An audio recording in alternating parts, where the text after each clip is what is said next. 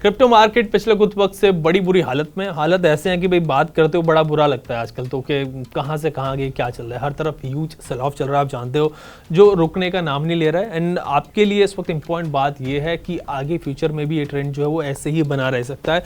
कुछ positive science sentiments यहाँ पर नहीं दिख रहे। जो हालत इस वक्त है, शायद आगे और भी मुश्किल वक्त क्रिप्टो इन्वेस्टर्स को देखना पड़ सकता है।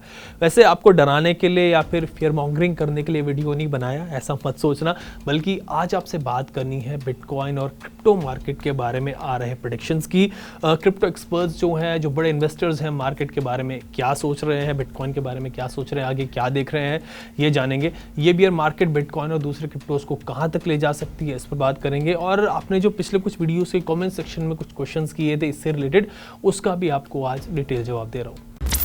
सबसे दिक्कत वाली बात यह है कि भले ही बिटकॉइन अपने ऑल टाइम हाई से 70% तक नीचे आ गया है, 14 लाख तक आ गया भाई, बट इंडस्ट्री एक्सपर्ट्स का कहना है कि correction is not over yet and अभी मार्केट में और भी पेन बाकी है और भी बुरे दिन देखने बाकी है।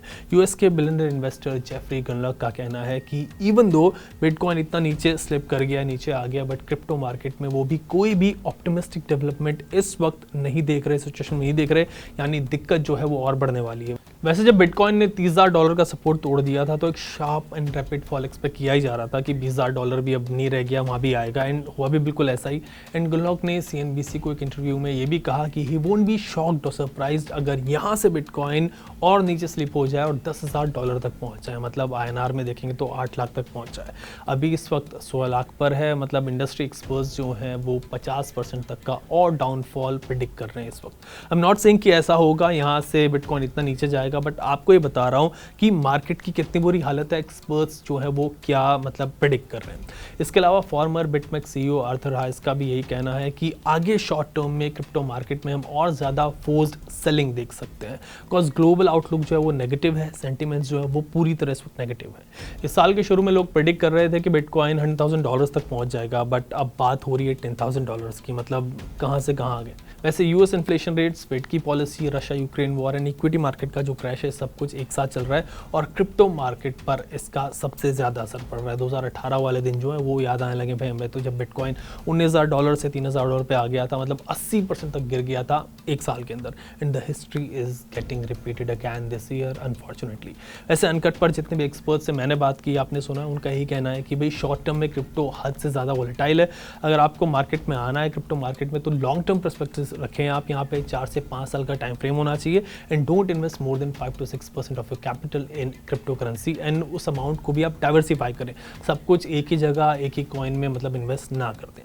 चलें, ये बात थी प्रेडिक्शंस की। अब बात करते हैं इससे जुड़े कुछ सवालों की जो आपने पिछले कुछ वीडियोस के कमेंट सेक्शन में पूछे थे। सबसे पहले लेंगे बाबर का सवाल। बाबर इज आस्किंग कि पाई कॉइन आ रहा है भाई, उसके बारे में बता दें। सो बाबर, पाई नेटवर्क पर एक डिटेल वीडियो अलग से बना देंगे, उसमें डिटेल में बात करेंगे इस पर, बट अभी ये लॉन्च नहीं हुआ है, आप भी जानते हो 2019 में होना था, अभी 21-22 आ गया। लेट्स सी आगे क्या होता है। अभी आई वुड से कि आंख बंद करके किसी भी नए प्रोजेक्ट में स्पेशली इस वक्त तो इन्वेस्ट मत करना। हज़ारों प्रोजेक्ट स्टार्ट होते हैं, उनमें से 5-6% ही जो है वो आगे बढ़ पाते हैं। So beware of new projects and पैसा बनाने से पहले मतलब पैसों को सिक्योर कैसे करना है वो हमें देखना है, but I will make a detailed video on it, उसमें आपको बताऊंगा। नाउ गुरसेवक एजाज की INR डिपॉजिट कब रिज्यूम हो रहा है एक्सचेंज पर। सो गुरसेवक, मैंने जियोटस के CEO से इस पर बात की थी, विक्रम से, क्या इश्यूज आ रहे हैं, कब तक पेमेंट सर्विसेज जो है वो रिज्यूम हो सकती हैं, इस पर इन डिटेल बात की थी। तो विक्रम का यही कहना था कि भाई अभी ये जो इशू है एटलीस्ट 1 से 2 महीने तो और परसिस्ट कर सकता है। जून चल रहा है, आप मान के चलिए अगस्त तक शायद इस पर कुछ क्लैरिफिकेशन गवर्नमेंट की तरफ से आ जाए। एंड गवर्नमेंट ने भी क्रिप्टो पर कंसल्टेशन पेपर्स जो है वो प्रिपेयर कर ही लिए हैं, उनमें भी इस बात को मेंशन किया जा सकता है। सो एटलीस्ट 1-2 महीने ये सिचुएशन, मान के चलिए 2 महीने तो ऐसी परसिस्ट करेगी। अब श्री पूछ रहे हैं कि शिबा इनू क्या आगे ग्रोथ कर सकता है, इसमें इन्वेस्टमेंट क्या सही है क्या गलत है। So Shiba is a meme coin, and जब बियर मार्केट आती है तो भाई कॉइन जो फंडामेंटली स्ट्रॉन्ग भी होते हैं वो भी पिट जाते हैं, आप जानते हो। तो मीम कॉइन्स जो सिर्फ न्यूज़ पर, सोशल मीडिया इन्फ्लुएंस पर चलते हैं, मतलब उनसे आप क्या एक्सपेक्ट करोगे। शिबा का ट्रैक्शन जो भले ही अच्छा हो, इनकी जो कम्युनिटी है इवन दो स्ट्रॉन्ग है, but still it's a meme coin, and ज़्यादातर मीम कॉइन्स जो है वो लॉन्ग रन में सस्टेन नहीं कर पाते। मीम कॉइन्स में इन्वेस्टमेंट बहुत ज़्यादा रिस्की रहता है। मैं हमेशा कहता हूँ यूट्यूब पर जो वीडियोस आपको मिलेंगी कि शिबा 1 रुपया चला जाएगा, फ्लोकी इतना जाएगा, baby doge to the moon, ऐसी वीडियो से इंस्पायर आप बिल्कुल ना हो। बिटकॉइन भी 70% ज़्यादा गिर गया, आप देख रहे हो आपके सामने। तो ऐसे में मीम कॉइन्स के साथ क्या हो सकता है, आप खुद ही सोचिए और अपने इन्वेस्टमेंट को प्रोटेक्ट करिए। नाउ रियाज हैज़ आस्क्ड कि WazirX ऐप कैसा है। मैंने एक वीडियो बनाया था पिछले हफ्ते जिसमें बताया था कि आप क्रिप्टो में अगर इन्वेस्टमेंट करते हैं तो बड़े एक्सचेंजेस के थ्रू ही करें, छोटे मोटे एक्सचेंजेस को अवॉइड करें मतलब इस वक्त। सो शायद उसी से रिलेटेड ये क्वेश्चन रियाज ने किया है। So Riyaz, WazirX is one of the top exchanges, you can buy crypto through it, no issues. बड़े एक्सचेंजेस जो हैं वो बुरे वक्त में भी सस्टेन कर पाते, बिजनेस बचा लेते अपना। वैसे फेक क्रिप्टो एक्सचेंज के चक्कर में पड़ के इंडिया में लोगों ने पिछले कुछ वक्त में 1000 करोड़ रुपए गंवा दिए। अभी खबर आई है 1000 करोड़, जस्ट इमेजिन कितना बड़ा अमाउंट है। तो आप फेक एक्सचेंजेस के एटलीस्ट चक्कर में मत पड़ना, बच के रहना। अगर आप चाहो तो इस पर एक अलग से वीडियो बना देंगे फेक एक्सचेंजेस पे, फिर उस पर बात करेंगे। नो, एक कमेंट और है जिसमें एक महाशय लिखते हैं कि भाई तेरे को कोई नॉलेज नहीं है and Floki, Shiba, baby dose, Saitama 1 साल में 100x जाएंगे। सो भाई ऑफ कोर्स किसी को 100% नॉलेज कभी नहीं होती। I am not claiming that I have, and मुझे भी नहीं है। That's why we invite experts on our show. But यार ये 10x जाएंगे, 1000x जाएंगे, 100x जाएंगे, ये कहकर लोगों को पागल मत बनाओ। बड़ी मुश्किल से लोग पैसा कमाते हैं एंड आप लोग व्यूअर्स भी ऐसे लोगों के चक्कर में मत पड़ना, अपना सब पैसा मतलब गंवा मत देना उनके चक्कर में बढ़ के। सो आप लोग ऐसे कमेंट्स को इग्नोर करो। सो ये 10x वाले 100x वाले लोग जो हैं कहाँ से आते हैं और कहाँ चले जाते हैं, इनका कुछ नहीं पता होता। So beware of such advices. And आखिर में बिटनिंग फाउंडर काशिफ रज़ाक के साथ जो लास्ट कन्वर्सेशन मैंने किया था उसका वो पार्ट आप ज़रूर देखो जिसमें काशिफ बता रहे हैं कि आपको क्रिप्टो में कितना इन्वेस्टमेंट करना चाहिए मैक्सिमम और क्या सोच के करना चाहिए। सबसे पहले तो जो नया इन्वेस्टर है उसको ये बोल के ये कहा जाता है कि बिटकॉइन जो है वो इन्फ्लेशन के अगेंस्ट हेज है और क्रिप्टो जो है इन्फ्लेशन के अगेंस्ट बहुत बढ़िया हेज है। अगर आपका इन्फ्लेशन 8% है तो क्रिप्टो बहुत तेजी से ग्रो होता है।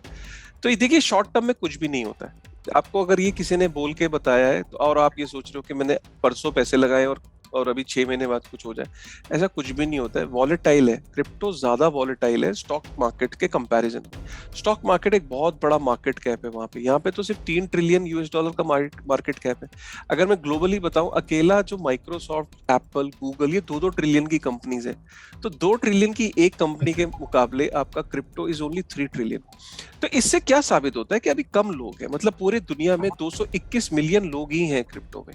इससे क्या साबित होता है? इससे साबित होता है कि इंडस्ट्री नई है।